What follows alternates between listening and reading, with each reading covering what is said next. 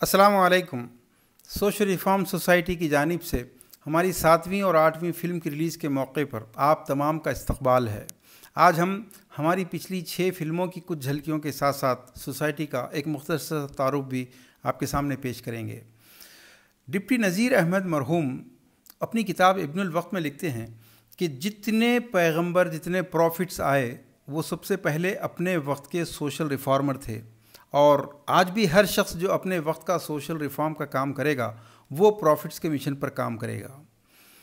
यकीनन हमारा पहला और आखिरी मकसद, बल्कि मकसद हयात, तौहीद, रिसालत और आखिरत के अक़ीदे का क़याम है। लेकिन इस अक़ीदे को क़ायम करने के लिए अपने अपने वक्त की जो सबसे बदतरीन बुराई होती है, जो प्रिवेलिंग इविल होती है, उसके ख़िलाफ़ जंग से तौहीद की दावत का आगाज़ होता है। तारीख़ गवाह है कि किसी नबी ने अपने वक्त में जादू के ख़िलाफ़ जंग लड़ी, तो किसी नबी ने होमोसेक्सुअलिटी के ख़िलाफ़, किसी नबी ने इंसानों की परस्तिश के ख़िलाफ़, तो किसी नबी ने गाय की परस्तिश के ख़िलाफ़ या हैवानों की और कायनात की परस्तिश के ख़िलाफ़। आज के दौर की अगर सबसे बदतरीन बुराई तलाश करनी है तो आपको शादियों में नज़र आएगी। ये एक ऐसा काना दज्जाल है जिसमें क्या मर्द, क्या औरत, क्या हिंदू, क्या मुसलमान, क्या सिख और क्या ईसाई, सारे के सारे इस तूफ़ान में गर्क हो चुके हैं। हमने फ़ैसला किया कि इस बुराई के ख़िलाफ़ जंग करेंगे, लेकिन जितने सो कॉल्ड एजुकेटेड और so called cultured and civilised लोग थे, ये हमारे ख़िलाफ़ हो गए। इन्होंने हमारा मजाक उड़ाना शुरू किया, इन्होंने हमें कंडम करना शुरू किया, इन्होंने हमें एक्सट्रीमिस्ट कहना शुरू किया। हमने फ़ैसला किया कि हम सो कॉल्ड एजुकेटेड लोगों को, जिस चीज़ को वो लोग महज़्ज़ब और कल्चर्ड चीज़ समझ रहे हैं, हम ये कितनी अनकल्चर्ड, इमोरल और इनह्यूमन है, इसकी एक एक रस्म को बेनकाब करके दिखाएंगे। हमने गांव-गांव और शहर-शहर जाकर जलसे जुलूस के ज़रिए, स्पीचेस के ज़रिए, जुमा के खुतबों के ज़रिए, किताबों और किताबचों के ज़रिए, मैगज़ीन्स के ज़रिए, हर तरह से हमने इस कल्चर को बेनकाब करना शुरू किया। चूँकि सोशल मीडिया सबसे बेहतरीन और सबसे इफ़ेक्टिव हथियार है, हमने उसका भरपूर सहारा लेते हुए फ़िल्में बनानी शुरू की। लोग ये समझते रहे कि शायद हम भी कोई तफरीही वक्त गुजारी की फ़िल्में बनाते हैं, लेकिन जिन लोगों ने हमारी पूरी फ़िल्में सिलसिलावार देखी हैं वो अच्छी तरह जानते हैं कि हमने ज़मीरों को झिंझोड़ने की कोशिश की है।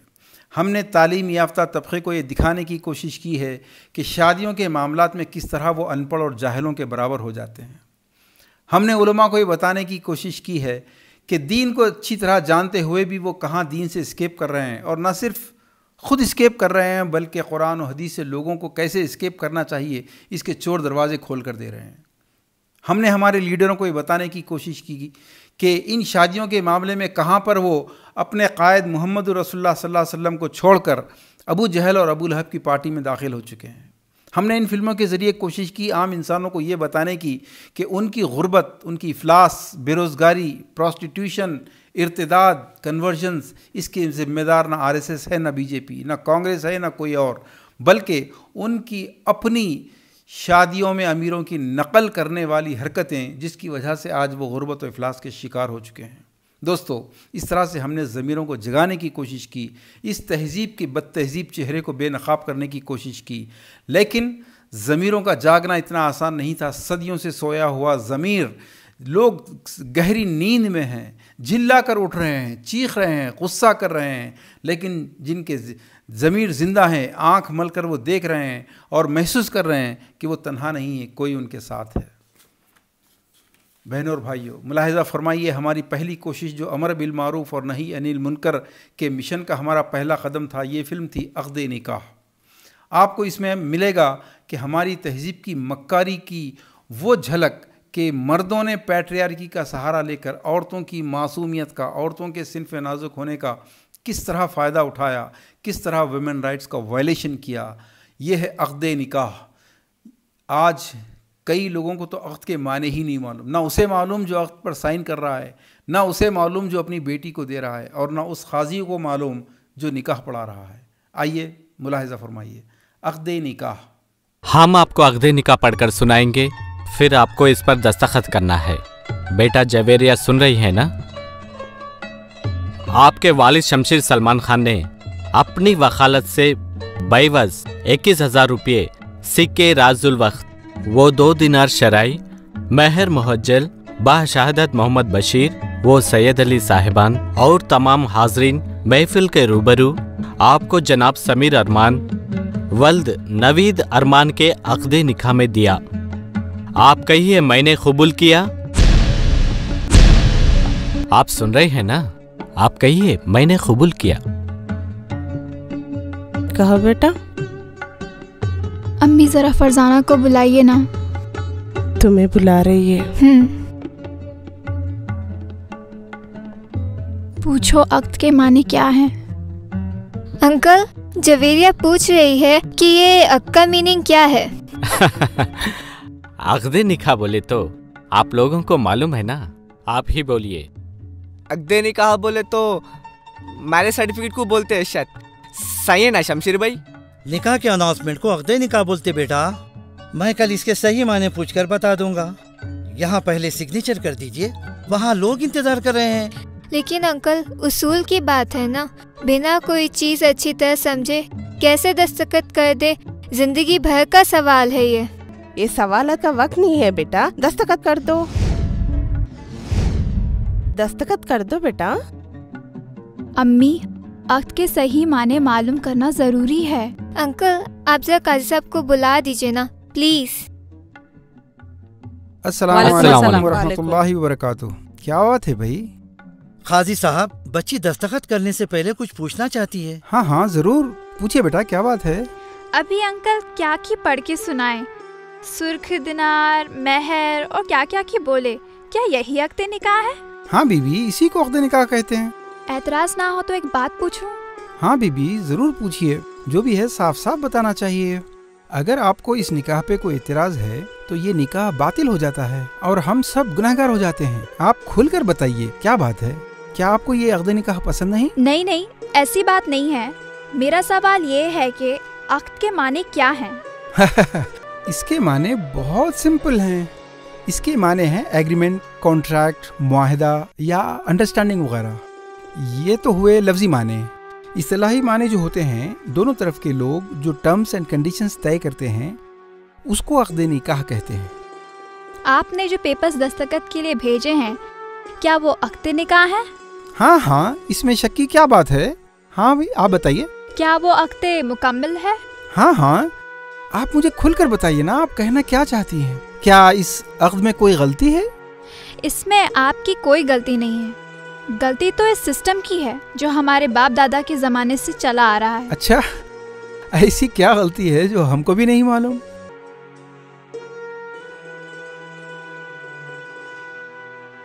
हाँ तो बीबी आप क्या बोल रहे थे? काजी साहब, आपने अभी बताया कि अक़्द यानी अग्रीमेंट या कॉन्ट्रैक्ट है ना? हाँ हाँ। अग्रीमेंट तो एक नहीं बल्कि दोनों पार्टियों के दरमियान तय होने वाले कंडीशंस का नाम है। इसलिए जब ये राइटिंग में लिखा जाए तो दोनों पार्टीज के अग्री टर्म्स एंड कंडीशंस लिखना चाहिए, तब इसको मुकम्मल अग्रीमेंट कहेंगे, वरना ये तो वन साइड अनाउंसमेंट है। हाँ आपकी बात सही है। मेहर तो दोनों तरफ के लोगों ने इत्तेफाक से तय किया है, हमने वही लिखा है। इसमें वन साइडेड की क्या बात है?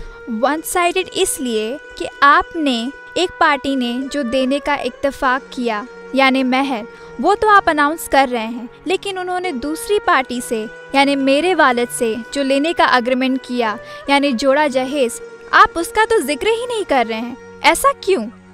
बीबी ये तरीका नहीं होता। आपके वालिदैन जो दे रहे हैं वो जहेज है, वो खुशी से दे रहे हैं, उसका अक़्दे निकाह से कोई ताल्लुक नहीं होता। वो तो एक तोहफा है जो हर बाप अपनी बेटी को देता है। काजी साहब प्लीज, मैं क्या कहना चाह रही हूँ समझें। ये तोहफा है या तोहफे का धोखा है, गौर कीजिए। क्या ये रियली खुशी से है? ना ये तोहफा है ना खुशी से। ये समाज का, रस्म और रिवाज का, जमाने से चला आ रहा एक धोखा है। ये एक सोशल प्रेशर है, एक इमोशनल ब्लैकमेल है। कौन कितना जहेज देगा और कौन कितना जहेज लेगा, इसकी हिर्स है।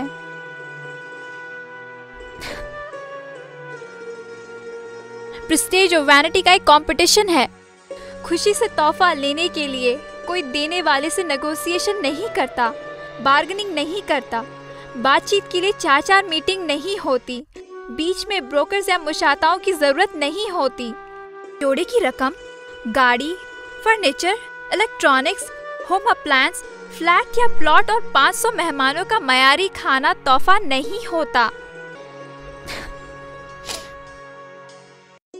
दामाद के घर वालों को खुश करने के लिए बेटों को उनके हक से महरूम करना नहीं पड़ता। ये चीजें चाहे मेहर हो या जहेज, जब सारी चीजें दोनों पार्टियों के दरमियान हार्ड नेगोशिएशन के बाद तय होती हैं तो इन्हें कॉन्ट्रैक्ट में लिखना चाहिए। तब ये कॉन्ट्रैक्ट यानी अक्द कहलाने के मुस्ताहिक है। वरना सिर्फ एक पार्टी जो दे रही है उसको बड़ी शान से सबके सामने बयान करना और दूसरी पार्टी जो इतनी मुश्किलों से दे रही है उसको स्किप कर देना, क्या ये अक्द के वायलेशन नहीं है? क्या ये नाइंसाफी नहीं है? बोलिए, आप सब जानते हैं फिर भी आप अनजान बन रहे हैं। क्यों? क्या ये नाटक नहीं है? क्या ये नाटक नहीं है? क्या ये नाटक नहीं है? बहनों और भाइयों, ये निकाह हुआ या नहीं इसके लिए आपको पूरी फिल्म देखनी पड़ेगी। अब आइए हमारी दूसरी फिल्म मर्द कौन की तरफ। चूँकि शरीयत ने मर्द को किसी औरत को अपने निकाह में लेने के ऐलान का हक़ इस बुनियाद पर दिया है कि ख़र्च वो करेगा, मेहर नक़द वो देगा, खाना वो खिलाएगा और औरत से कुछ नहीं लेगा। और इसी शर्त पर कुरान ने भी मर्द को कव्वाम यानी टोटल कंट्रोलर क़रार दिया कि सूरह निसा आयत 34, अर्रिजालु कव्वामून अलन निसाई बिमा फ़द्दलल्लाहु बअदहुम अला बादिन व बिमा अनफ़क़ू मिन अम्वालिहिम। मर्द के माल खर्च करने की बुनियाद पर उसको कव्वाम बनाया गया, उसको तलाक़ का हक़ दिया गया, उसको मारने का हक़ दिया गया, उसको बहुत सारे हुकूक़ दिए गए। लेकिन अगर शरीयत ने जैसे कहा कि पहले माल खर्च करे उसके बाद औरत को निकाह में लेने का ऐलान करे, मामला अगर उलट जाए, बजाय मर्द के औरत खर्च करने लगे, बजाय मर्द के औरत को खाना, एक नहीं कई खाने, मंगनी का खाना, सांचक का खाना, विदाई का खाना और कई दूसरे खाने खिलाने पड़े और साजो सामान भी औरत को लाना पड़े, तो फिर औरत को यह हक़ दिया जाना चाहिए कि वो मर्द को अपने निकाह में लेने का ऐलान करे। ऐसा नहीं होना चाहिए कि मर्द ऐलान करे जबकि वो कुछ खर्च नहीं कर रहा है। लीजिए मुलाहिज़ा फरमाइए हमारी दूसरी फिल्म मर्द कौन। जरा गवाहों को बुलाइए। यही हैं, ये हैं सलमान खान साहब और ये हैं शाहरुख खान साहब। वालेकुम अस्सलाम। आप लोग ये ले जाकर लेडीज में एक आलिमा होंगी, अक़्द निकाह की कार्रवाई उनसे मुकम्मिल करवाकर उनके दस्तखत लेकर आइए। मगर काजी साहब जी, अक़्द निकाह की कार्रवाई तो पहले दूल्हे की जानिब से होती है ना? जी नहीं, अब सिस्टम बदल गया है। क्या मतलब? हम समझे नहीं। देखिए, जो निकाह शरई होगा उसे हम पढ़ाएंगे, उसके बाद लड़की से इजाब व कबूल करवाएंगे। क्या ये निकाह गैर शरई है? देखिए, जो निकाह मस्जिद में हुआ हो, महर नक़द अदा किया गया हो, दुल्हा की जानिब से वलीमा हो, जोड़ा, जहेज, खाना या किसी भी किस्म की फजूल खर्ची न हो, उसको हम शरई निकाह कहेंगे, जिसको काजी पढ़ाएंगे। लेकिन जिस निकाह में लड़की वाले जोड़ा, जहेज और खाना दें, ऐसा अक़्द दुल्हन पहले कबूल करेगी फिर दुल्हा, क्योंकि दुल्हन का इन्वेस्टमेंट ज़्यादा है। क्या आप जानते नहीं हैं कि जिस अक़्द या कॉन्ट्रैक्ट में जिसका इन्वेस्टमेंट ज़्यादा होता है वो पहले साइन करता है। लीजिए, आप अपना हाथ इधर दीजिए, आप अपना हाथ इधर दीजिए। अब मैं जो कहूँ आप उसे दोहराइए। फरमाइए। मैं हिना कौसर, मैं हीना कौसर जोजाए नवाब सलीमुद्दौला ने अपनी वकालत से अपने बेटे नवाब रहीमुद्दौला को बाइवज 5 लाख रुपए नकद सिक्का राजुल वक्त बतौर जोड़े की रकम रिफंडेबल वो 25 तोले सोना पलंग अलमारी और फर्नीचर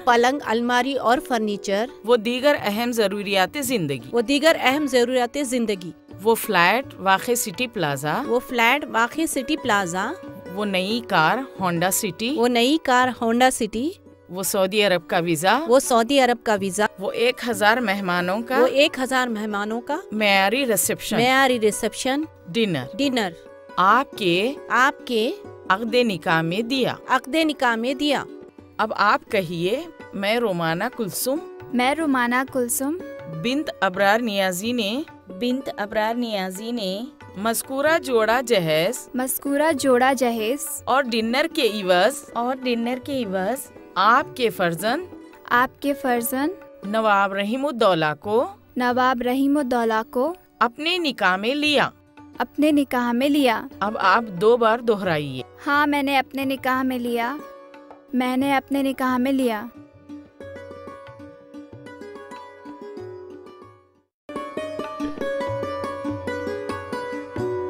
आपकी वालिदा मोहतरमा हिना कौसर साहिबा और आपके वालिद जनाब सलीमुद्दौला साहब ने अपनी वकालत से आपको बइवस 5 लाख रुपए बतौर जोड़े की नक़द रकम सिक्का राजुल वक्त रिफंडेबल 25 तोले सोना, पलंग, अलमारी, फर्नीचर, एक फ्लैट वाक़ई सिटी प्लाजा में तमाम ज़रूरियात ज़िंदगी बतौर जहेज़, होंडा कार और सऊदी अरब का वीज़ा में टिकट और अकामा के साथ साथ 1000 मेहमानों के रिसेप्शन डिनर के इवज़ 51,000 रुपये महर उधार के वादे पर जनाब शाहरुख खान साहब और जनाब सलमान खान साहब की गवाही से हाज़रीन महफिल के रूबरू आपको मोहतरमा रूमाना कुलसूम बिन्त अबरार नियाजी के अक़्द निकाह में दिया।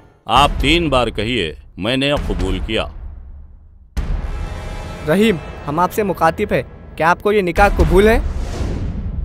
कहिए, क्या आपको कबूल है? दोनों बेटे कबूल किया। नहीं, मुझे नहीं करना ये सब कुछ, मुझे बेचा जा रहा है। ये एक मर्द की तौहीन है, मुझे कुछ नहीं चाहिए।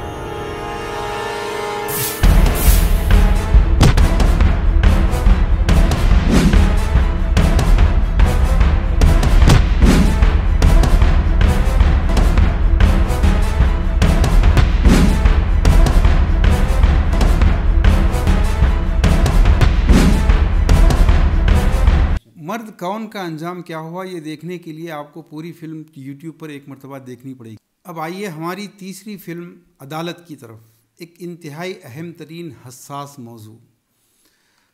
हर हिंदू औरत को ये हक़ हासिल है, बल्कि उसकी ख्वाहिश होती है कि उसकी बेटी की शादी सीता जी की तरह हो, पार्वती जी की तरह हो, लक्ष्मी जी की तरह हो।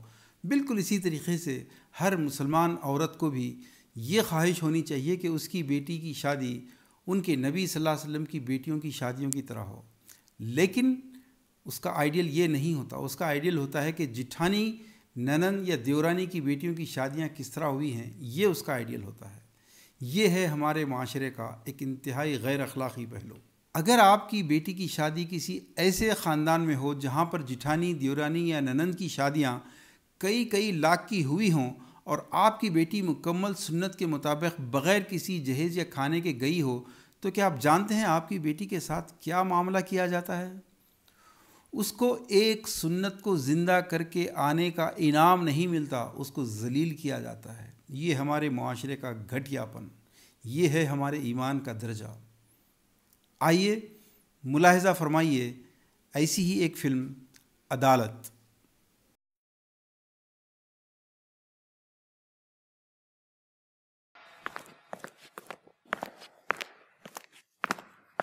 जी एडवोकेट बिलाल है? जी सर, थोड़ा बिजी है। Excuse me. Hello madam.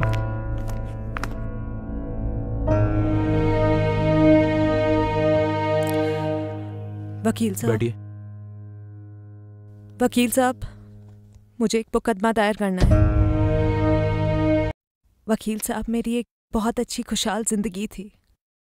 मेरे पति की इनकम ज्यादा नहीं थी, लेकिन हमें प्यार था, ईसार था। सास और देवर सभी सादगी से जिंदगी जी रहे थे। ओके। लेकिन जब से मेरे देवर इमरान की शादी हुई है, सब कुछ खत्म हो गया। वकील साहब, मेरी शादी बिना किसी जोड़े या जहेज के हुई थी। मेरे शौहर को ऐसे बहुत सारे रिश्ते आए थे जहां से उन्हें खूब सारा जहेज मिलता, लेकिन उन्होंने मेरी काबिलियत और किरदार को प्रेफरेंस दी, और मैं हमेशा उनके इस जज्बे की कद्र करती हूँ और उनकी तौकात पर पूरा उतरने की कोशिश करती हूँ। फिर क्या हुआ? अब इनकी राय बदल गई है। इन्हें लगता है कि इन्होंने गलत फैसला लिया था। यानी इनका मानना है कि इनको आपसे शादी नहीं करनी चाहिए थी। नहीं, उन्हें शिकायत मुझसे नहीं है, उन्हें शिकायत है अपनी किस्मत से कि उन्हें कोई जहेज लाने वाली लड़की क्यों नहीं मिली। अब अचानक उनमें चेंज ये आया कैसे? जब उनके छोटे भाई इमरान की शादी हुई तो लड़की वालों ने खूब जहेज दिया। अच्छा, तो फिर?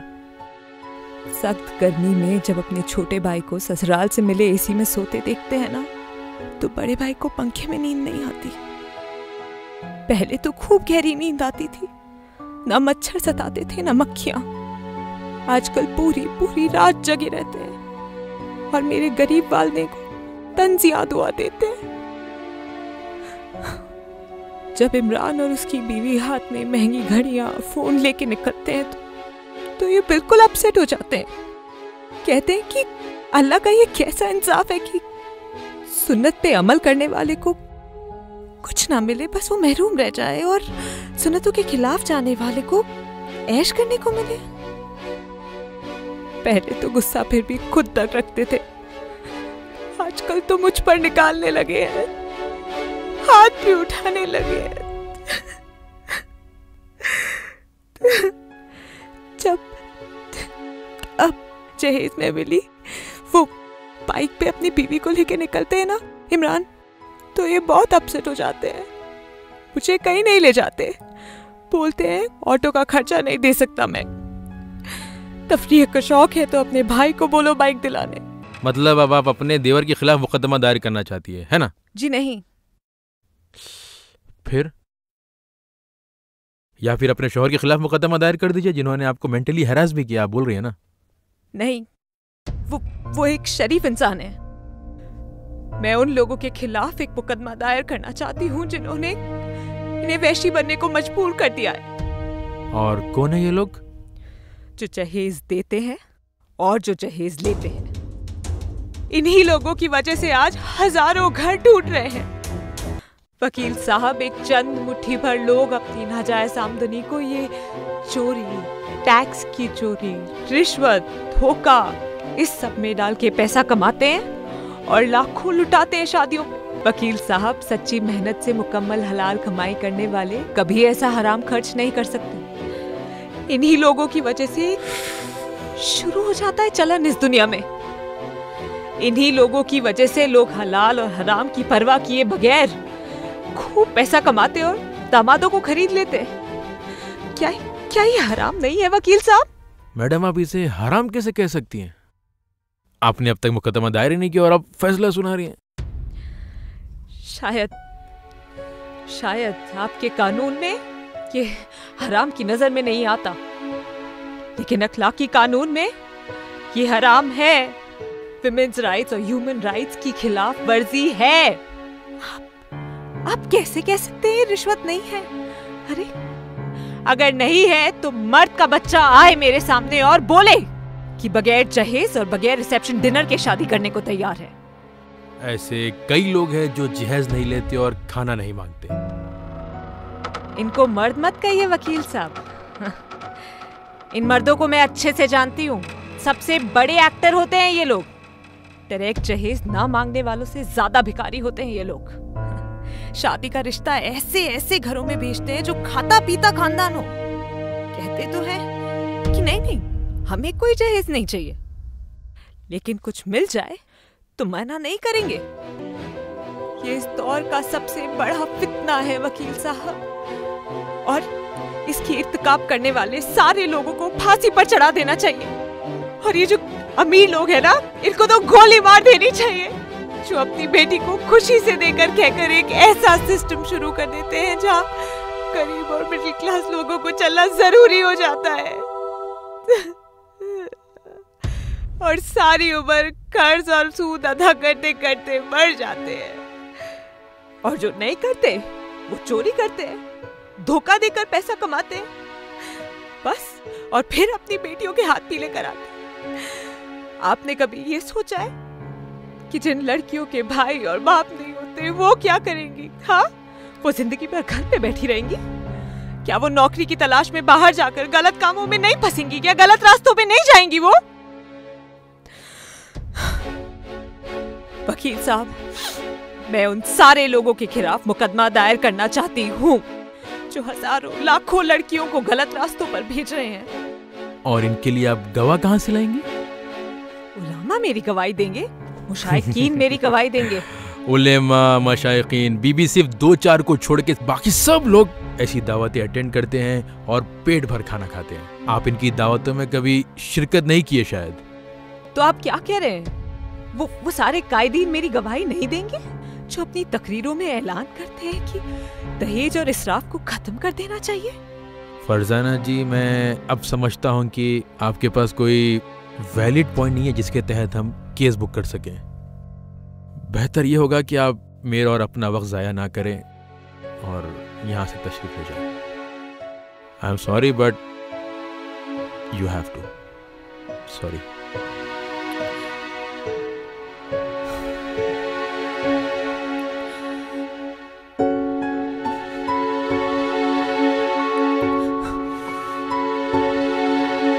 वकील साहब, अगर ये आपकी बहन या किसी अपने के साथ हुआ होता तो तब भी आप ऐसे ही जवाब देते। बिलाल साहब, सिर्फ नाम मुसलमान रखने से कोई मुसलमान नहीं हो जाता। सिर्फ नाम मुसलमान रखने से कोई मुसलमान नहीं हो जाता। सिर्फ नाम मुसलमान रखने से कोई मुसलमान नहीं हो जाता। क्या उस लड़की को इंसाफ मिला? क्या वो मुकदमा दायर करने में कामयाब हो गई? क्या उसकी गवाही देने के लिए उलमा, दानिश्वर और हमारे लीडर आगे आए? ये देखने के लिए आपको पूरी फिल्म YouTube पर एक मरतबा देखनी पड़ेगी। अब आइए हमारी चौथी फिल्म आतंकवादी कौन की तरफ। इस फिल्म का मौजू न जहेज़ है न शादी, लेकिन इससे भी कहीं ज़्यादा अहम मौजू, जिसकी वजह से आज हिंदुस्तान और पाकिस्तान के दरमियान, हिंदू और मुसलमानों के दरमियान नफ़रत और दुश्मनी के शोले भड़क रहे हैं, इस मौजू से इसका ताल्लुक़ है। सरहद के उस पार हिंदू और हिंदुस्तान से नफ़रत करने वाले और इस तरफ पाकिस्तान और मुसलमानों से नफ़रत करने वाले, ये आतंकवादी कौन हैं जो लाशों के ढेरों पर खड़े होकर, बस्तियां जलाकर जले हुए मकानों के सामने खड़े होकर ये कह रहे हैं कि आतंकवादी हम नहीं, जबकि हर मुसलमान ये कहता है कि इस्लाम में दहशतगर्दी नहीं है। हर हिंदू ये कहता है कि हिंदुत्व में राम राज्य है, अमन है और शांति है। तो फिर ये आतंकवादी कौन हैं? कौन हैं ये जो हिंदू और मुसलमानों के दरमियान मुस्तकिल फसादात, क़त्ल गारतगिरी, लूट और लिंचिंग के मुस्तकिल हादिसात करते आ रहे हैं? कौन हैं ये लोग? मुलाहिज़ा फरमाइए।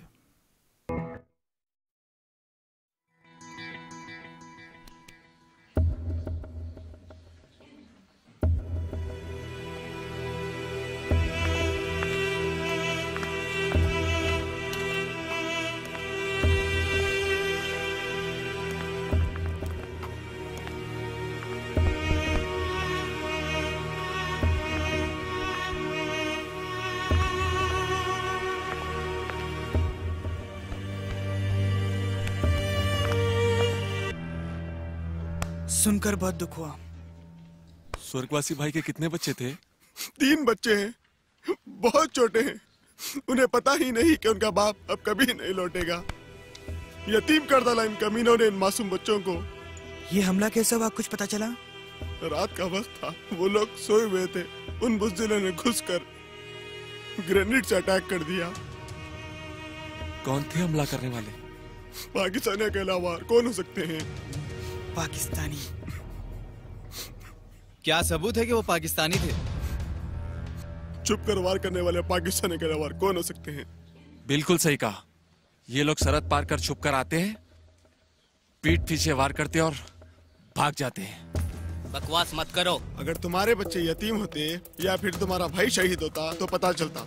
शहीद?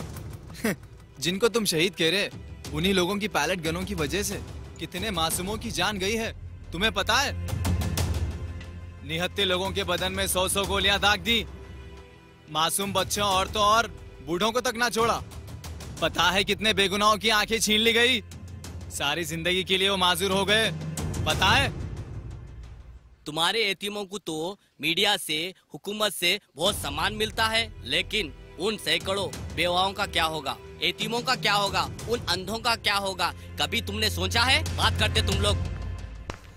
उन लोगों ने फर्श पर पत्थर उठाए थे, फौज देश की रक्षा के लिए होती है, उन पर पत्थर उठाने वाले देशद्रोही होते हैं, यानी गद्दार।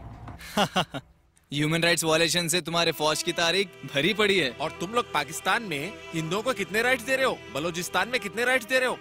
कितने शिया लोगों को मुहर्रम में मार डालते हो? क्या वो इंसान नहीं है? ह्यूमन राइट्स की बात करते हो। अरे मेरे भाइयों, आज आप लोगों को क्या हो गया है?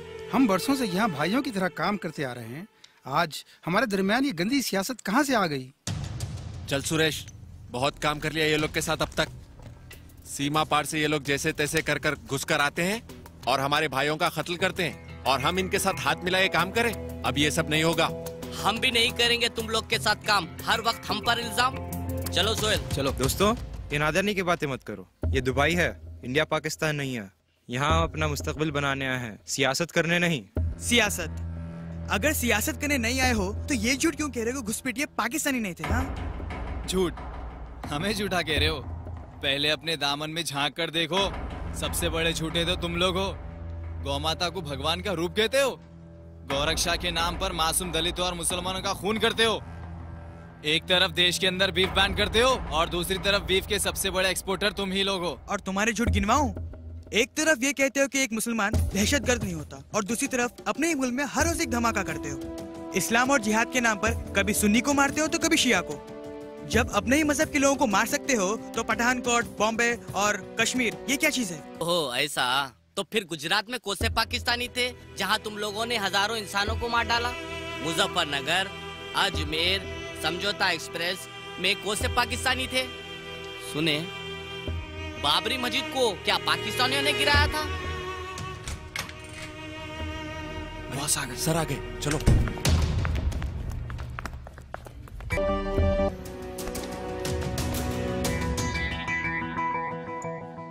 सुखदेव, आमिर, सत्या, और आप सब लोग मेरे कैबिन में आइए अभी इसी वक्त।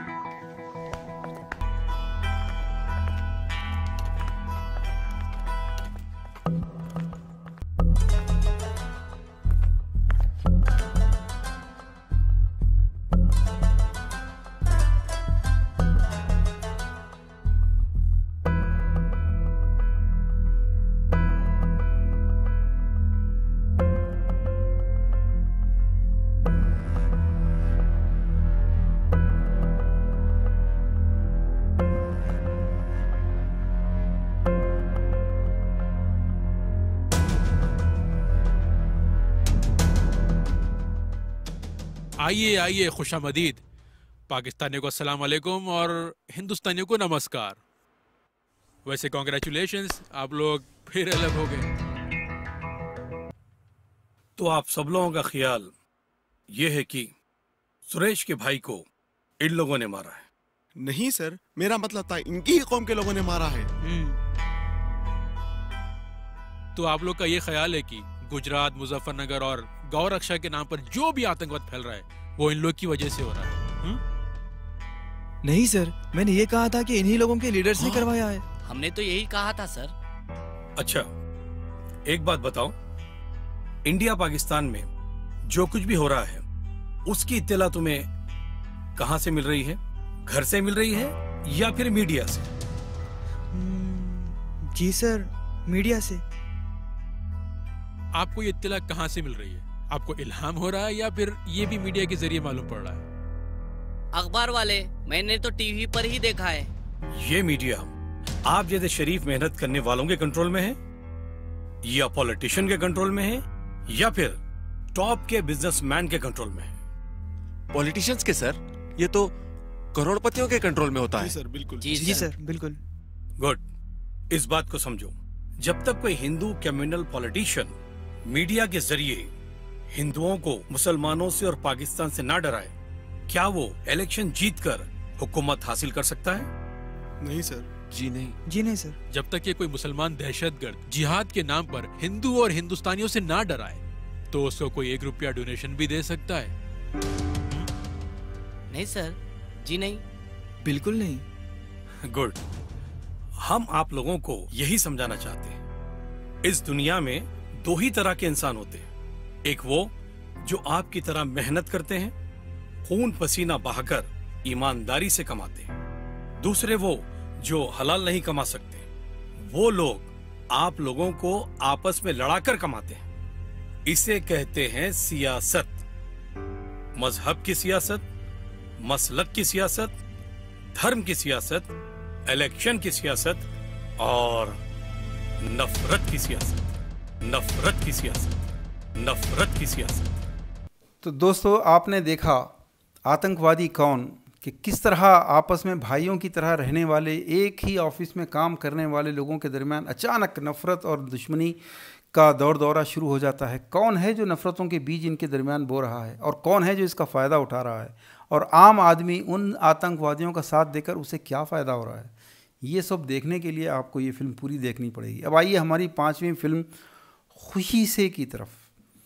मुझे एक लतीफ़ा याद आ रहा है कि एक मुखर्रिर ने जलसे में तकरीर करते हुए कहा कि मुल्क का वज़ीर आज़म सबसे बड़ा झूठा है।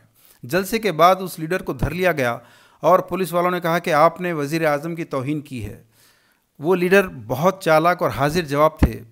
जी हाँ, उन्हीं की तरह लीडर ने कहा कि हाँ, मैंने कहा है कि मुल्क का वज़ीर आज़म झूठा है, लेकिन ये नहीं कहा कि किस मुल्क का वज़ीर आज़म सबसे बड़ा झूठा है। पुलिस वाला बड़ा होशियार था, शायद उसी वज़ीर आज़म की पार्टी का रहा होगा। उसने कहा कि हमें बेवकूफ़ बनाने की कोशिश मत करो, हम भी अच्छी तरह जानते हैं कि किस मुल्क का वज़ीर आज़म सबसे बड़ा झूठा है।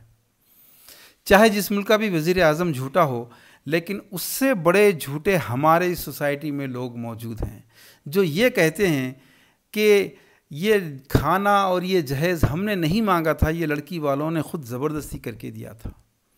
और कुछ लोग ये कहते हैं कि हमारे मना करने के बावजूद लड़की वालों ने दिया है। ये सबसे बड़े झूठे हैं। और इनसे भी बड़े झूठे अगर देखा जाए तो वो लोग हैं जो इन दावतों को अटेंड करते हैं, पेट भर खाना खाते हैं और ये यकीन के साथ आते और जाते हैं कि सब कुछ खुशी से हो रहा है, जबकि वो जानते हैं कि खुशी से कुछ भी नहीं हो रहा है।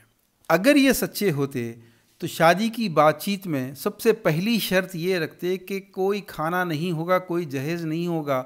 अगर लड़की वाले इस पर ज़िद करें तो खुदा हाफिज़ कहते, कोई और घर ढूंढते। बहनों और भाइयों, वाकई खुशी से देने वाले लोग सोसाइटी में सिर्फ 5% या 10% लोग होते हैं जिनके बैंक बैलेंस में कई लाख और करोड़ होते हैं। बैंक बैलेंस में तो बहुत कुछ होता है, उनके दिल में खौफ खुदा नहीं होता। और बाकी 90-95% वो लोग होते हैं जिनके बैंक बैलेंस नील होते हैं, लेकिन उनके दिलों में लोग क्या कहेंगे का खौफ होता है। इसलिए सारे के सारे मिलकर ये खुशी से लेने देने के कारोबार को क़ायम रखने पर मजबूर हैं। आइए हमारी 5वीं फिल्म खुशी से मुलाहिज़ा फरमाइए और ख़ुद फ़ैसला कीजिए कि आज मुआशरे में जितनी शादियां हो रही हैं, जितने भाई लुट रहे हैं, जितने वालिदैन लुट रहे हैं और जो कुछ फजूल खर्ची, शान और दिखावा किया जा रहा है, क्या वाकई ये सब खुशी से हो रहा है?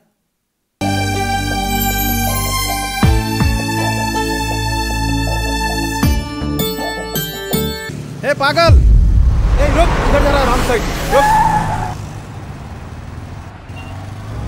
साहब साहब साहब साहब साहब साहब, जल्दी जल्दी पुसर में खुशी से कुछ दे दो और निकल लो। ये क्या है? इतनी छोटी खुशी नहीं है हमारी। खुशी से ही दे रहा हूं ना साहब। छोटी खुशी नहीं है हमारी। ये लीजिए।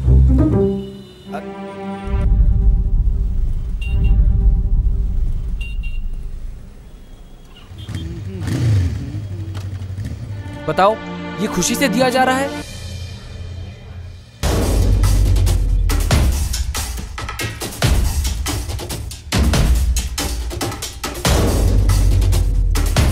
भाई मेरा भाई बहुत जख्मी हो गया है भाई, प्लीज डॉक्टर कहाँ है? डॉक्टर को बुलाइए। डॉक्टर साहब, मेरे भाई का एक्सीडेंट हो गया है। प्लीज, मेरा भाई दर्द से बहुत तड़प रहा है, का ऑपरेशन करना है डॉक्टर। डॉक्टर साहब, आपसे पहले दूसरे पेशेंट्स आए हुए हैं, हमें डिसिप्लिन से काम करना पड़ता है। श्यामराव, जरा बाजू आइए। जेब में से माल निकालिए तो ही ऑपरेशन मुमकिन है। कितना देना पड़ेगा? दे दीजिए अपनी खुशी से। ये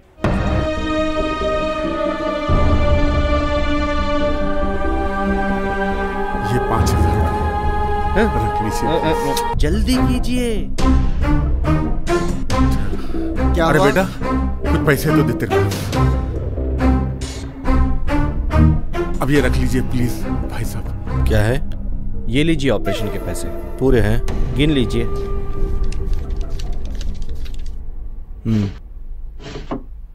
जाओ ऑपरेशन की तैयारी करो। ठीक है साहब। ऑपरेशन थिएटर रेडी कीजिए। I am coming.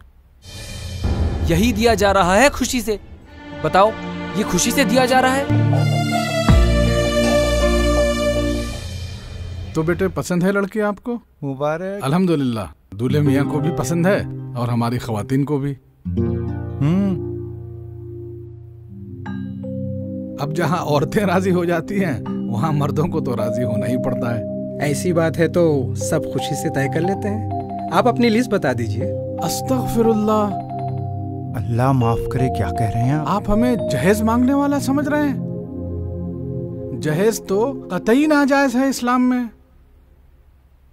हाँ, आप अपनी खुशी से जो देना चाहें दे दीजिए अपनी बेटी को। जी जी।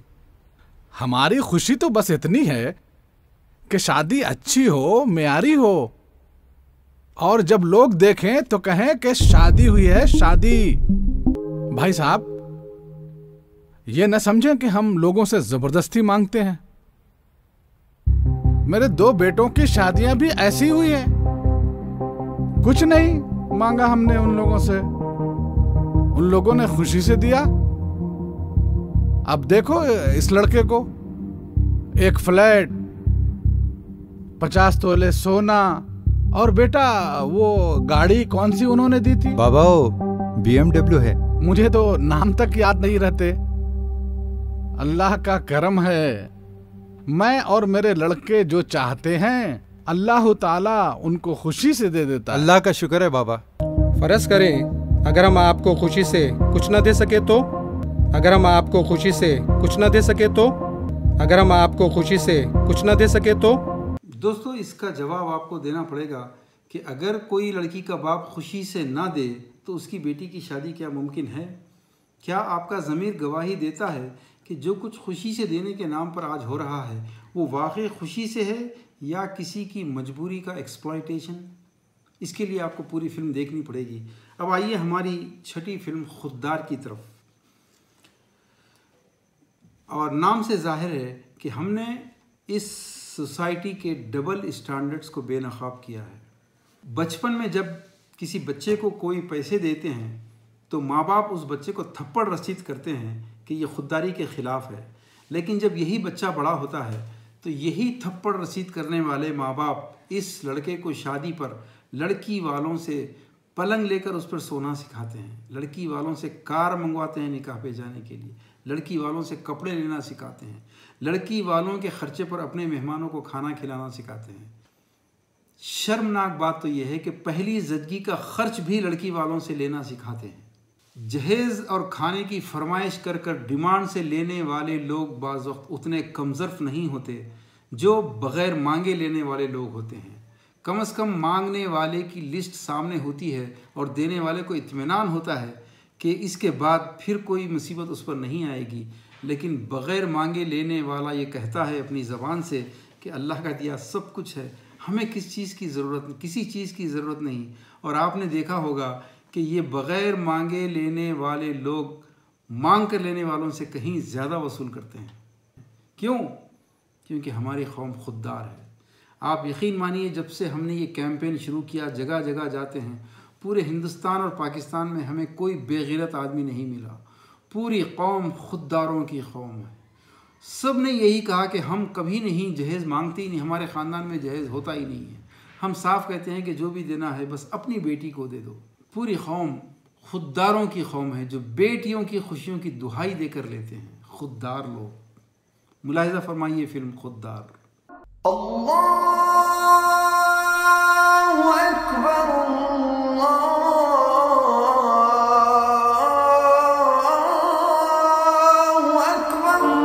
शराब पी के मस्जिद में आ जाता है, बदतमीज, बेहुदे, निकल यहाँ से, निकल। पता नहीं कहाँ कहाँ से आ जाते हैं, बदतमीज कहीं के, निकल यहाँ से, निकल। शराब पी के मस्जिद में आ जाता है, बेहुदे, बेवकूफ, तुझे इतना इल्म नहीं है कि मस्जिद में नहीं आना चाहिए? निकल यहाँ से। इतने जूते लगाओ इसको कि शराब पीकर कभी मस्जिद में दाखिल होने की हिम्मत ना करे। क्या हुआ? क्या हुआ? ये बेवकूफ जहांगीर फिर शराब पीकर मस्जिद में आ गया। तेरी ये हिम्मत, रमजान के महीने में ये हरकत, तुझे शर्म नहीं आती? वाह वाह, शरीफों की मस्जिद में शराबी दाखिल नहीं हो सकता। क्यों? क्यों? क्योंकि शराब हराम है इसलिए। लेकिन शराब से बड़ा हराम करने वाले दाखिल हो सकते हैं। क्यों? क्यों? क्योंकि वो बड़ा चंदा देते हैं इसलिए। कोई इनसे ये क्यों नहीं पूछता कि चंदे की रकम किस कमाई से दे रहे हो? कौन कितने झूठ बोल रहा है? कौन कितने धोखे दे रहा है? कौन कितनी रिश्वत ले रहा है? बोलो इलियास भाई, हर रोज दुकान पर कितने झूठ बोलने पड़ते हैं?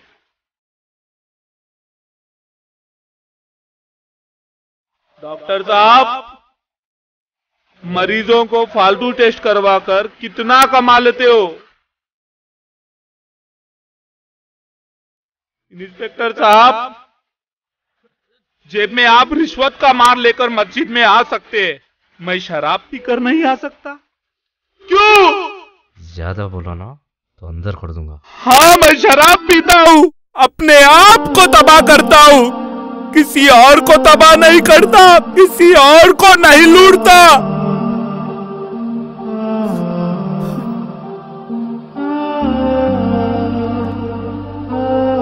बोलिए मौलवी साहब, क्या सूद लेना शराब से बड़ा हराम काम नहीं है? कासिम भाई फाइनेंसर, सूदखोरी का नाम फाइनेंस रख देने से सूदखोरी के माने नहीं बदल जाते। ये काम अपनी माँ के साथ जिना करने के बराबर है या नहीं? अब जिना करके मस्जिद में आ सकते हैं, मैं शराब पीकर नहीं आ सकता। यही मजहब है तुम्हारा?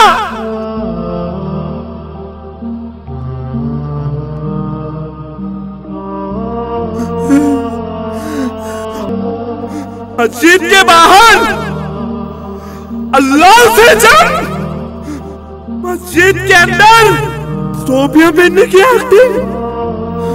मैं तो शराब से तौबा करने के लिए मस्जिद में आया था। क्या तुम लोग सूद से तौबा करने कभी मस्जिद में आए?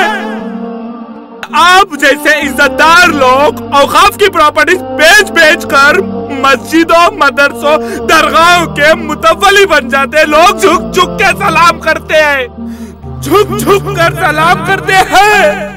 क्यों? क्यों?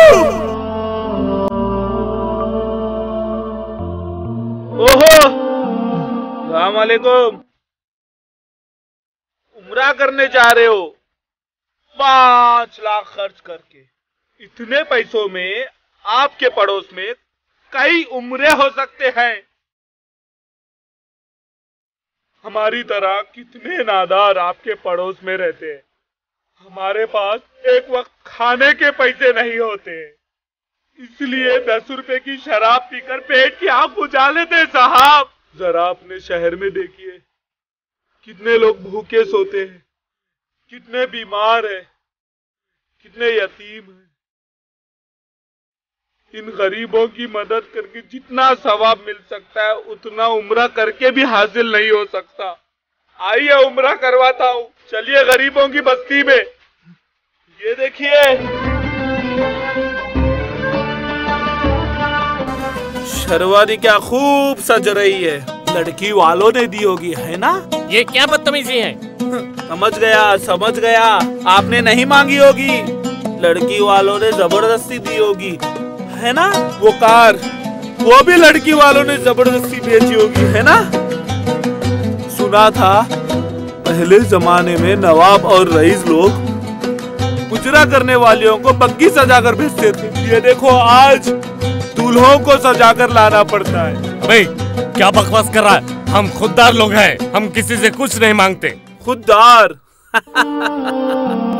खुददार खुददार, सारी कौम खुददारों की कौम है।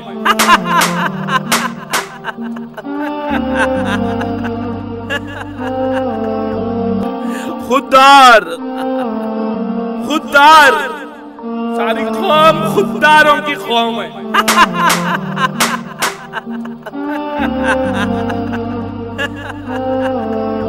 बहनों और भाइयों, हम कितने खुददार हैं अब बहुत सीरियसली सोचने की ज़रूरत है। आइए अब हमारी अगली फिल्म कशकोल की तरफ। अल्लामा इकबाल ने कहा है, मांगने वाला गदा है, ख़र्ज़ मांगे या खिराज, कोई माने या ना माने, मीर और सुल्तान सब गदा।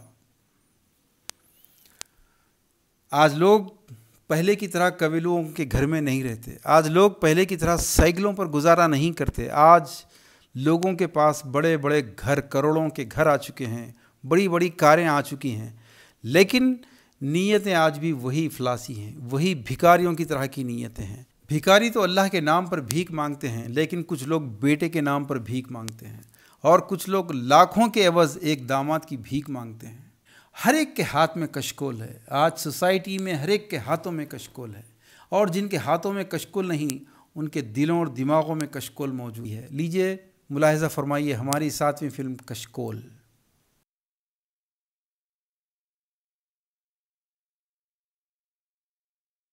समिअ अल्लाहु लिमन हमीदा, अल्लाहु अकबर। के नाम पे दे दो मेरे भाई, माजूर है मेरे भाई आपका छोटा भाई, एक नजर डाल ले के नाम पे दे दो मेरे भाई, अल्लाह के नाम पे दे दो मेरे भाई, माजूर है मेरे भाई आपका छोटा भाई, एक नजर डाल लेके जाओ भाई, अल्लाह के नाम पे दे दो भाई, आप मेरे को दो, अल्लाह आपको दूंगा मेरे भाई। मदद कीजिए, अल्लाह के नाम पे मदद कीजिए साहब। भाई भाई चप्पल इधर है बड़े भाई, बच्चों की परवरिश करना है साहब। वालेकुम मेरे भाई, अल्लाह आपकी मदद करेगा साहब। वो भी आपके मुसलमान भाई है भाई, वो भी आपके मुसलमान भाई है।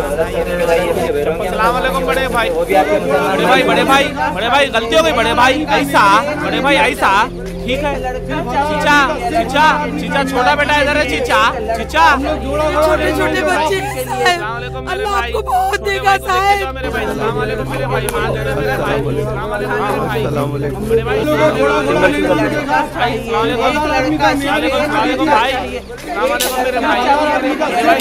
मेरे भाई हजार आदमी का लवाजिमात के साथ मेयारी खाना दीजिए। अच्छा सऊदी अरब में एनआरआई है साहब, अच्छा सऊदी अरब में एनआरआई हम लोग खानदानी लोग हैं, जोड़ा घोड़ा नहीं मांगते भाइयों। भाइयों सिर्फ खाना दीजिए, सिर्फ 1000 आदमी का लवाजिमात के साथ खाना दीजिए भाइयों। भाइयों आप मेरी बात सुनिए भाइयों, चाहे तो आप लोग आजमा सकते हैं, इंक्वायरी करवा लीजिए भाइयों। लड़की के लिए लड़का चाहिए, सऊदी अरब का है तो 2 लाख देंगे, एनआरआई है तो 10 लाख देंगे, सरकारी मुलाजिम को 25 लाख देंगे, डॉक्टर है तो 50 लाख ले लीजिए। चाहिए एक लड़का चाहिए, एक लड़का चाहिए शादी के लिए, एक लड़का। हम लोग जोड़ा घोड़ा नहीं मांगते साहब। भाई चप्पल इधर है बड़े भाई, वालेकुम मेरे भाई, तो जी चप्पल पे से के लिए लड़का चाहिए, सऊदी अरब का है तो 2 लाख देंगे। अच्छा सऊदी अरब में एनआरआई हम लोग खानदानी लोग हैं, जोड़ा घोड़ा नहीं मांगते भाइयों।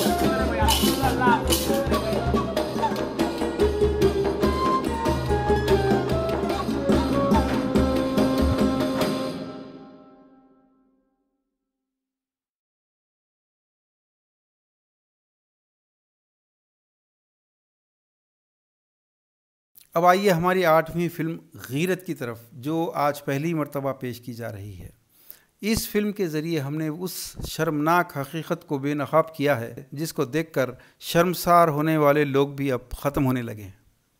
अब बुर्का पहनकर घरों से निकलने वाली लड़कियां जब पार्क्स में नज़र आती हैं, मॉल्स और थिएटर्स में नज़र आती हैं, और जो कुछ हरकतें करती हुई नज़र आती हैं, गैर मुस्लिमों के साथ भागती हुई नज़र आती हैं, उनको देखकर अब किसी की गीरत नहीं जागती, अब किसी की हमियत नहीं भड़कती।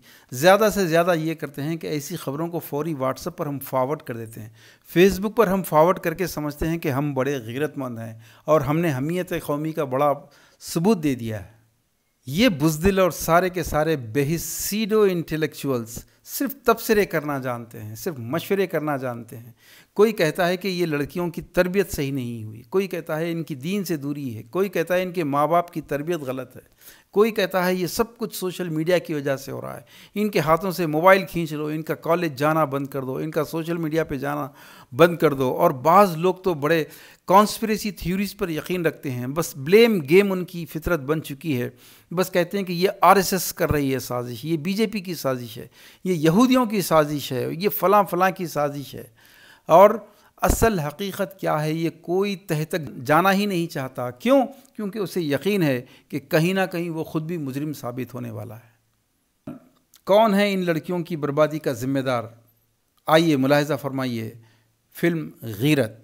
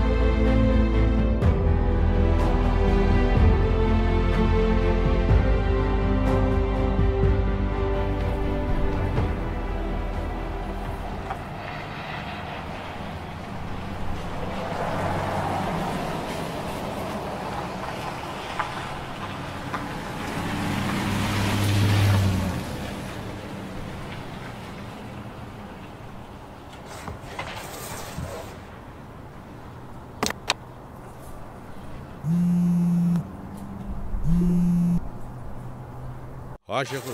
बॉस कहाँ हो? अड्डे पे। बोल। वो जो लाल बंगले की बुरखे वाली है ना, वो कॉलेज जती सो। हाँ वही। अभी अभी एक लड़के के साथ बाइक पे गई है और मेरे को लगता है कि वो मुशरिक है। तो रोका क्यों नहीं? मैं पैदल था बॉस। उसने पर्पल कलर का टी शर्ट पहना है, उसके बाल कर लिए और ब्राउन कलर का ग्लास पहन रखा है। वो आप ही की तरफ आ रहा है और मैं भी आ रहा हूँ। ठीक है मैं देख लेता हूँ।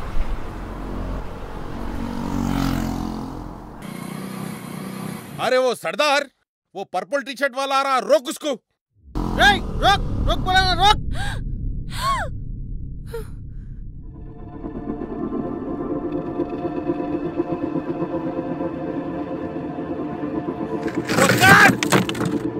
सर उधर से आ।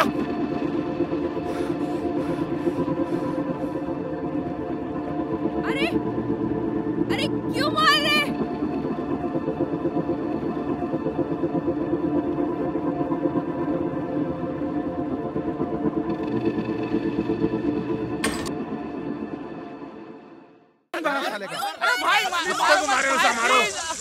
हमारे बच्चे के साथ घूमता।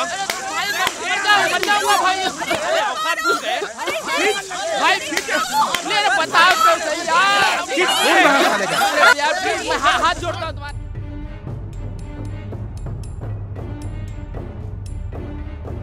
क्या हुआ भाई? अरे अरे अरे बात क्या है भाई? अरे अरे मारो साले को, खींच। तुम ठीक तो हो ना? कौन है विक्की? तुम होते कौन हो पूछने वाले? अकेले लड़के को देखकर दादागिरी करते हुए तुम लोग को शर्म नहीं आती? तुमको शर्म नहीं आती शरीफों की बस्ती में गैर मर्द के साथ घूमते हुए? शरीफों की बस्ती में कोई मर्द लोग इस तरह से सड़कों पर खड़े नहीं होते। शरीफ लड़कियां वो होती हैं जो शादी करके शराफत की जिंदगी गुजारती हैं। अगर आप मर्द लोग शरीफ बन जाए ना तो कोई लड़की को किसी के साथ जाने की जरूरत नहीं होती। तो क्या हम शरीफ नहीं है? दरअसल तुम लोगों को अय्याशी चाहिए, पिक्चर चाहिए, डिनर चाहिए, इसीलिए तुम लोग किसी शरीफ आदमी के साथ शादी करके इज्जत की जिंदगी गुजारना नहीं चाहते। और आप लोगों को शादी करने जोड़े की रकम चाहिए, आपके अम्मी को खूब दहेज चाहिए, आपके अब्बा को 500,000 आदमी का खाना चाहिए, लड़की वेरी वेरी फेयर चाहिए। कहाँ से लाए हम ये सब? और तुम लोगों को लड़का NRI चाहिए, वेल सेटल, खूब इनकम वाला, एजुकेटेड चाहिए, और तो और खानदानी भी चाहिए। अगर तुम लड़की वाले ये हिरस बंद कर दे तो आज ही हजारों नौजवान है जो शादी के लिए तैयार है। पहले आप लोगों को खाना और दहेज लेने की भीख बंद कर देनी चाहिए, उसके बाद कई हजारों शरीफ लड़कियां हैं जो शादी के लिए तैयार है। बकवास मत करो, आजकल कोई लड़का जहेज मांगता है और ना कोई खाना मांगता है। ये तो तुम लड़की वाले हो जो जबरदस्ती देते हो। बकवास तो आप कर रहे हैं। किसी को कोई दीवाना कुत्ता नहीं काटता कि वो अपनी मेहनत की कमाई को इस तरह से फुजूल खर्च करे। कोई तो मजबूरी होती है जो लड़की वालों को इस तरह से जबरदस्ती खर्च करना पड़ता है। कोई मजबूरी नहीं होती, ये सब लड़की वाले अपनी शान दिखाने के लिए करते हैं। अरे मैंने कई ऐसी शादियां देखी हैं जहां लड़के ने कुछ नहीं लिया, सुन्नत के मुताबिक शादी की, लेकिन बाद में लड़की वालों ने क्या किया? लड़की वालों ने उन्हें हरास किया, 498A केस में बंद करवा दिया, कोर्ट कचहरी के चक्कर में परेशान किया। अरे लड़के ने सुन्नत के मुताबिक शादी की और उसे मिला क्या? अरे खुद मेरे भाई के साथ ऐसा हो चुका है। अगर कोई लड़की बिना जहेज लिए अपने ससुराल आ जाए तो पता है उसके साथ क्या होता है? आपकी माँ, बहन, दादी और नानी उसको ताने सुना सुना कर जिंदगी भर जिंदा लाश बना देती हैं। और फिर आप मर्द लोग तो मुंह में लट्टू रखकर चुप रहते हैं ना। बस यही कहते हैं मेरी अम्मी अब्बा को कुछ मत कहो।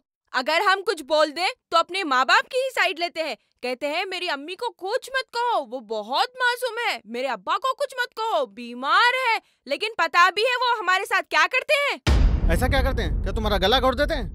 गला घोट दे तो ज्यादा बेहतर होगा, लेकिन हम लड़कियों को अपने बेटों की दूसरी शादी कराने की धमकियां देते हैं और हमारे सर पर तलाक की तलवार लटका देते हैं।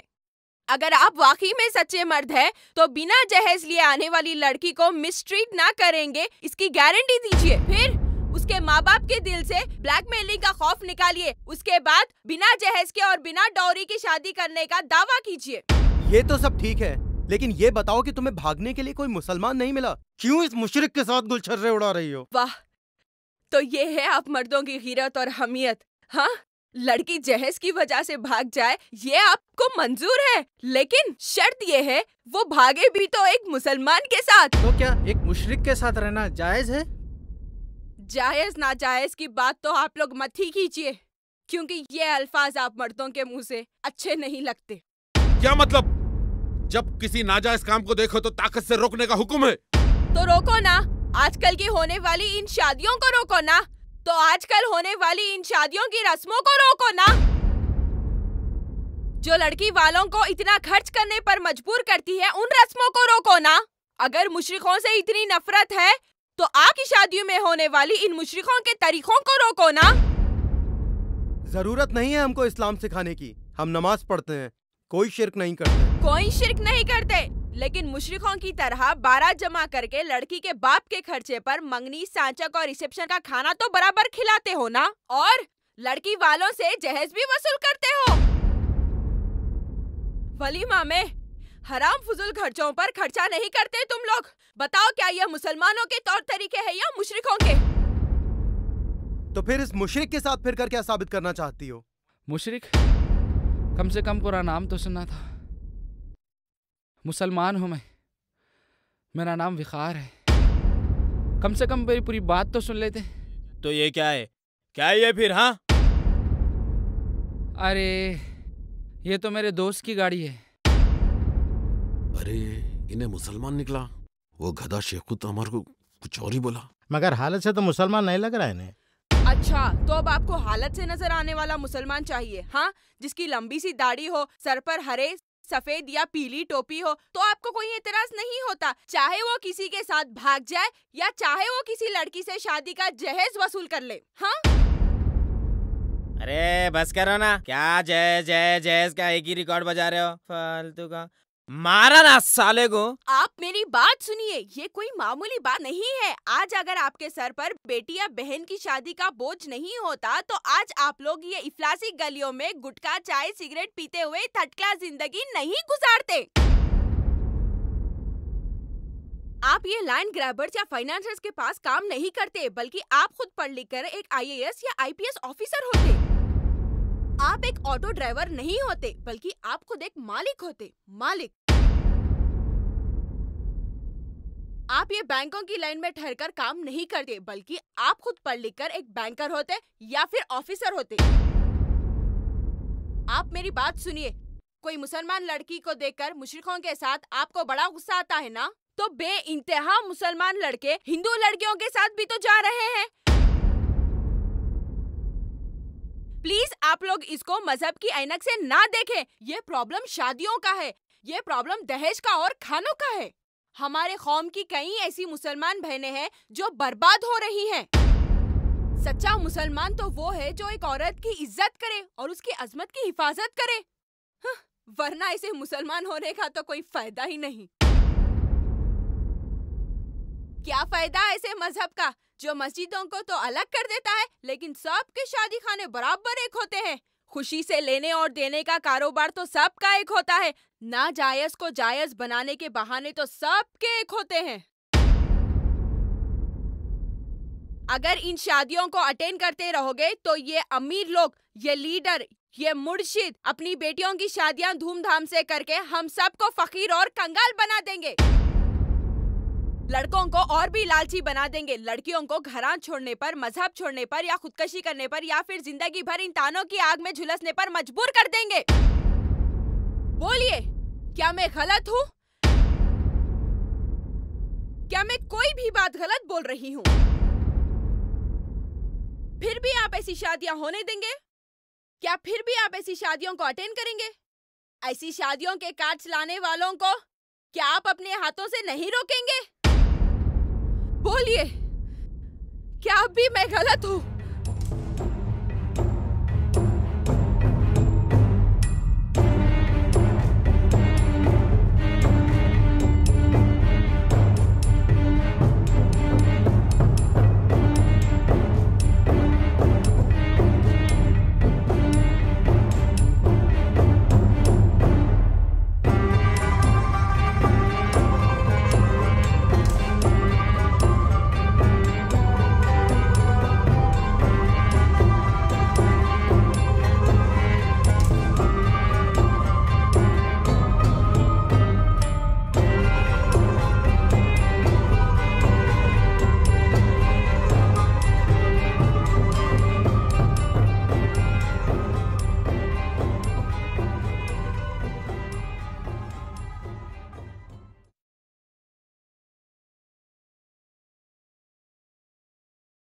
भाइयों और बहनों, कुछ लोग कहते हैं कि पहले एजुकेशन पे काम होना चाहिए, कुछ लोग कहते हैं कि पहले एम्पावरमेंट पर काम होना चाहिए, और कुछ लोग कहते हैं कि दीन की तालीम पर मेहनत होनी चाहिए।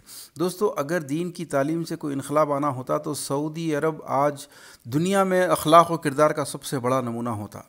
अगर एजुकेशन ही के ज़रिए पहले इनकलाब आना होता तो आज अमेरिका, लंदन ह्यूमन राइट्स की सबसे बड़ी मिसालें होते। और अगर सियासत के ज़रिए कोई इनकलाब आ सकता था तो पाकिस्तान, बांग्लादेश और अरब ममालिक जैसे लोग जहाँ 100% मुस्लिम पार्लियामेंटेरियंस हैं, वहाँ पर इंसाफ होता, जस्टिस होता और वो अखलाक व किरदार के नमूने होते हैं। लेकिन पहले सोशल वैल्यूज़ जब तक चेंज ना हो, मोरल वैल्यूज़ पर पहले मेहनत ना की जाए, कोई इनकलाब नहीं आ सकता। और जब तक कि हम अपने शादियों के सिस्टम को दुरुस्त ना करें, इनकलाब आना मुमकिन नहीं। हम शादियों के सिस्टम को चेंज करके हिंदुस्तान की तकदीर बदल सकते हैं। आज 100 करोड़ हिंदू, मुसलमान, सिख, ईसाई सारे के सारे morally as well as financially इन शादियों की वजह से मुकम्मल बैंकरप्ट हो चुके हैं। ज़रा अंदाज़ा लगाइए, ये करोड़ा रुपया जो हम शादियों पर सिर्फ 2-3 दिन के सेलिब्रेशन के लिए बर्बाद कर रहे हैं, ये जो शादी खानों पर पैसा जा रहा है, ये जो बासमती चावल पर, ये कैटरर्स पर, ये ब्यूटी पार्लर्स पर और पता नहीं क्या क्या कहाँ कहाँ ये पैसा बर्बाद हो रहा है, अगर ये नौजवानों के हाथ में आ जाए, जस्ट इमेजिन कि यही अगर लड़की के शौहर या लड़की के भाई के हाथ को आ जाए तो आज हज़ारों लाखों नौजवान बिजनेसमैन, एंटरप्रेन्योर्स बन सकते हैं, इंडस्ट्रियलिस्ट बन सकते हैं। हम हज़ारों घरों को बिकने से बचा सकते हैं। अगर ये माँ बाप के कोई पेंशन पॉलिसी के काम आ जाए तो बूढ़े माँ बाप बहुओं पर डिपेंड करने से बच सकते हैं। अगर यही दूल्हा दुल्हन के नाम पर लाइफ इंश्योरेंस या म्यूचुअल फंड्स के नाम पर जमा हो जाए तो आज मुल्क की इकनॉमी और मुल्क की इंडस्ट्री कहीं से कहीं ज़्यादा तरक्की कर सकती है। दोस्तों, आज सारी दुनिया का सबसे बड़ा मसला गुर्बत और इफलास है, पॉवर्टी है। और एक सुन्नत को नबी सल्लल्लाहु अलैहि वसल्लम ने मेरी सुन्नत कहकर, निकाह मिन सुन्नती, मेरी सुन्नत कहकर इस गुर्बत और इफलास से मुकम्मल नजात दिलाने का हथियार दे दिया है, एक राज दे दिया है। लेकिन जो कौम इस राज को दुनिया के सामने पेश करने के मनसब पर भेजी गई थी, अगर वही इस राज को छुपा कर रखे, वही इस हथियार को इस्तेमाल ना करे तो उसकी सज़ा इसके सिवा क्या हो सकती है कि वो सारी ज़िंदगी 12% रिजर्वेशन की भीख मांगती फिरे, उसको 2% भी कोई देने वाला नहीं है। उसकी सज़ा यही होनी चाहिए कि जो गौ रक्षक आज लिंचिंग करते फिर रहे हैं। दोस्तों, इन शादियों की वजह से पूरी उम्र कमाते कमाते बेटियों के हाथ पीले करने की वजह से आज पूरी की पूरी कम्युनिटी वॉचमैन की कम्युनिटी बन चुकी है, ठेले वालों की, ड्राइवरों की कम्युनिटी बन चुकी है। इंटेलेक्चुअली जो कौम बड़े बिजनेसमैन बनने की सलाहियत रखती थी वो सिर्फ मामूली दुकानों की मालिक बन चुकी है। इंटेलेक्चुअली जिसकी सलाहियत मीडिया हाउसेस को ओन करने की थी, बड़े बड़े टीवी चैनल्स और अखबार के मालिक बनने की थी, वो सिर्फ रिपोर्टर बनकर रह गए, वो सिर्फ वीडियोग्राफर और कैमरामैन बनकर रह गए। मेरे भाई और बहनों, ये सिर्फ 5% चंद 10% खुद गर्ज लोग हैं जिनको अल्लाह ताला ने करोड़ों रुपया देकर बड़ी आजमाइश में डाल दिया है। ये अबू जहल और अबू लहब हैं जिनका मज़हब ये था कि ऊँट काटो, लोगों को खिलाते रहो, खिलाते रहना, दावतें करना जिनका मज़हब था। दोस्तों, ये लोग असल दीन के दुश्मन, मुल्क के दुश्मन, कौम के दुश्मन हैं। इनका रास्ता रोकना होगा। अगर आपने इनको ख़त्म नहीं किया तो फिर ये आपको ख़त्म कर देंगे, क्योंकि ये दीन के दुश्मन लोग हैं। फिर सारी उम्र आपकी बैलों की तरह बेटियों की शादियों के लिए, बहनों की शादियों के लिए कमाते कमाते ख़त्म हो जाएगी। ज़िंदगी का कोई मकसद बाकी नहीं रहेगा। आप न तो कौम के कोई काम आ सकेंगे, न दीन के, न ज़बान के और ना मुल्क के कोई काम आ सकेंगे। मेरे भाइयों, अगर इन दुश्मनों को ख़त्म करना है, इन मुनाफिकों को ख़त्म करना है तो एक ही रास्ता है, इनको प्यार से समझाइए। अगर ना समझें तो इनके इनविटेशन कार्ड, इनकी शादियों के कार्ड्स को रिजेक्ट कीजिए। ऐसी शादियों का बायकॉट करना वक्त का सबसे बड़ा जिहाद है। आज हर वो शादी जिसमें मंगनी के नाम पर, जिसमें सांचक और शादी के दिन के खाने के नाम पर, जिसमें जहेज़ और हुंडे के नाम पर, खुशी से लेने देने के नाम पर झूठ बोला जा रहा हो, ऐसी शादियों का मुकम्मल बायकॉट किया जाए। ऐसे वलीमे जो सुन्नत के नाम पर सुन्नत की तौहीन है, जहाँ एक्स्ट्रा वैगन्स है, ऐसी शादी का जब रुख आए तो उनसे कहिए कि माजरत चाहता हूँ, ये दीन के ख़िलाफ़ है, ये मुल्क के ख़िलाफ़ है, ये वुमेन राइट्स का वायलेशन है, इसमें औरत की बेइज्जती है, इसमें बहुत कुछ है। दोस्तों, आपको शरई हैसियत से जो भी दलील चाहिए कुरान और हदीस की रोशनी में, हमारी वेबसाइट पर किताबें, तकरीरें, कई वीडियोस यूट्यूब पर, व्हाट्सएप पर मौजूद हैं। उलमाए हक़ हमारे साथ हैं, सालेह जमातें हमारे साथ हैं। मुख्तसर ये कि आप अगर इन शादियों के सिस्टम को चेंज करेंगे और इनका बायकॉट करेंगे तो एक इनकलाब आपका इंतज़ार कर रहा है। हमारी तहरीक एक तहरीक नहीं, इनकलाब की दावत फ़िक्र है। इनकलाब बुज़दिल लोग नहीं लाते, तबसरे करने वाले नहीं लाते, एतराज़ करने वाले लोग कभी इनकलाब नहीं ला सकते। सिर्फ वो मर्द मुजाहिद इनकलाब लाते हैं जो बुराई का ख़ात्मा करने के लिए न सिर्फ उसका बायकॉट करते हैं बल्कि अहद करते हैं कि मेरे होते हुए मेरे ख़ानदान, मेरे मुल्क, मेरे शहर में अब ये बुराई बाकी नहीं रहेगी। ये माइनॉरिटी लोग होते हैं, ये हिम्मत वाले मर्द और औरतें होती हैं, और हमें पूरा यकीन है कि हमारे तमाम सुनने वालों में वो हिम्मत वाले मर्द मौजूद हैं जो इस इनक़लाब का साथ देंगे। आपसे दरख्वास्त है कि बाइकॉट में हमारा साथ दीजिए। वाखिर दावाना अनिल हम्दुलिल्लाहि रब्बिल आलमीन।